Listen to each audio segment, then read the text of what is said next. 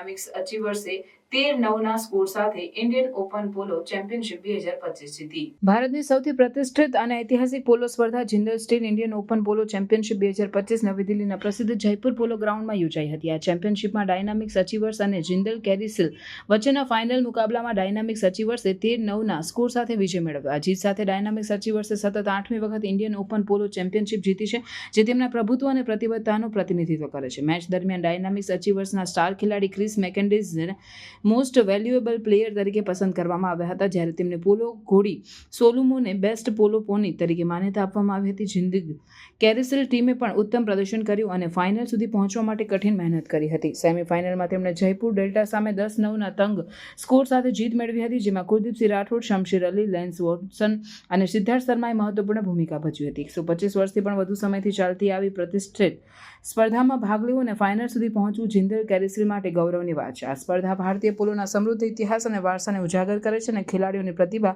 અને પ્રતિબદ્ધતાને માન્યતા આપે છે.